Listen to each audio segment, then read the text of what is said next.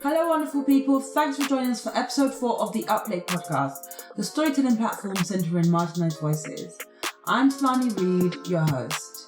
I hope you all had an amazing start to the week, an amazing start to May, and with that, with a new month comes a new theme. For the month of May, we will be exploring stories surrounding acceptance. The first story in the series comes from fellow neurodivergent Samantha Hiew. Sam is an extraordinary communications consultant, coach, and ADHD advocate. She's also the founder of ADHD Girls, a specialist YouTube channel and platform created for women with ADHD. Today she'll be taking you through her journey from childhood through to adulthood, expressing how she navigated undiagnosed ADHD. It's truly an amazing story and I'm certain you're all going to love it. So enjoy.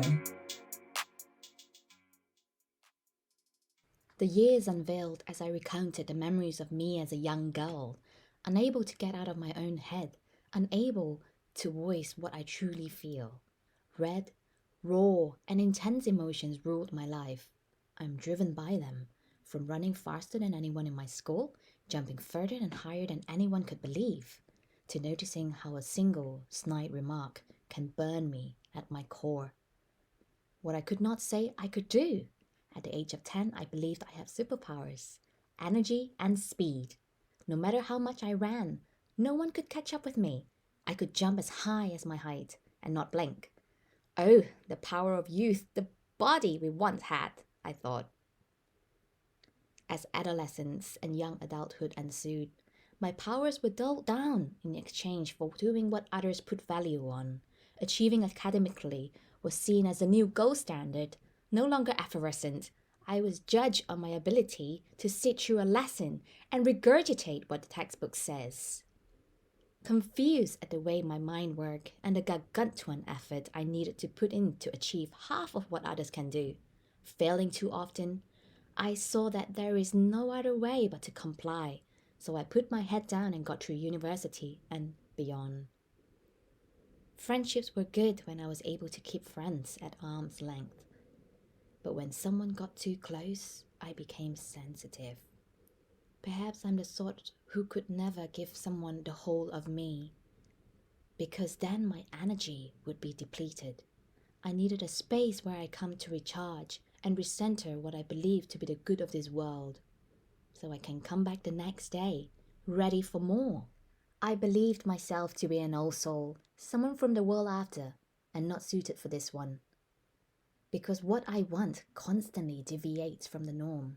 I felt sorry for people who spend their lives rooted to a chair in a box, chipping away at their lives when their own dreams go to wither.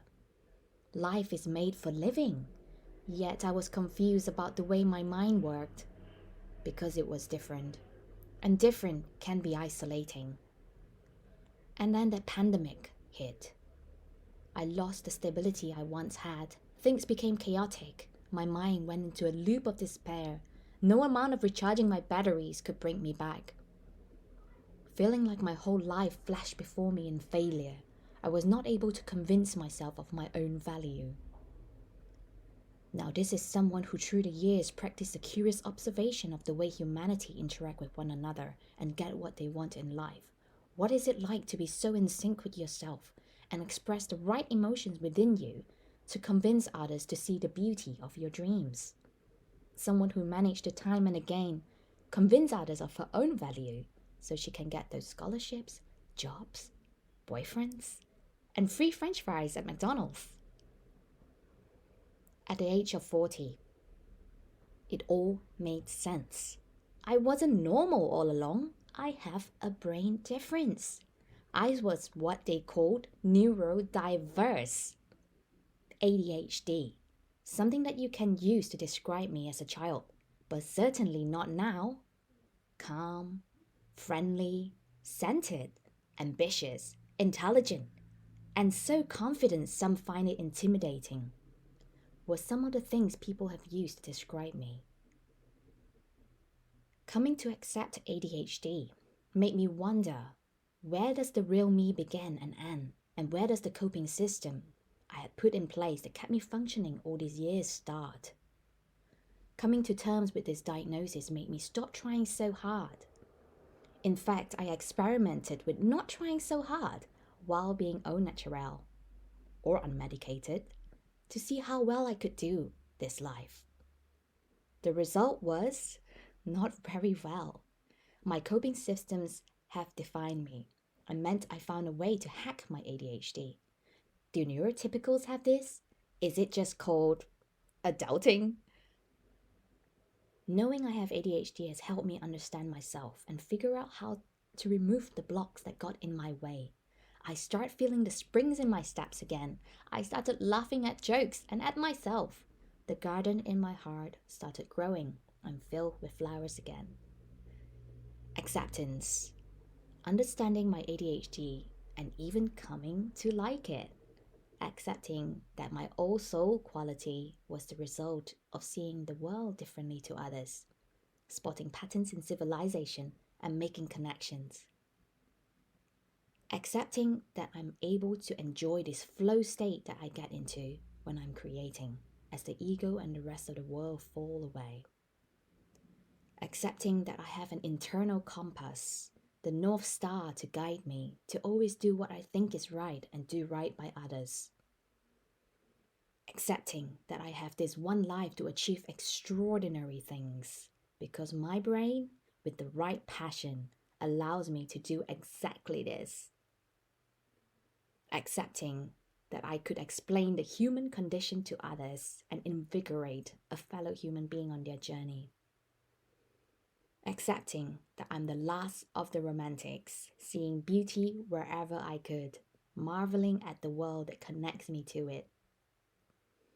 Accepting that 4 letters, ADHD, does not change who I am at the core, and in some ways, I am lucky to have been allowed to find my own way, to enjoy life in all its colors, misadventures, and meanderings.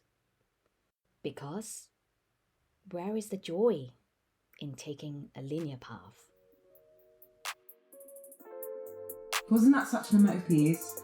I was blown away the first time I heard that. Sam managed to bottle up how it can feel to have undiagnosed ADHD and perfectly articulated it.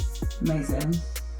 If you'd like to learn more about neurodiversity and ADHD in particular, head over to ADHD_girls on Instagram to find out how to support and watch the latest ADHD girls interview on YouTube.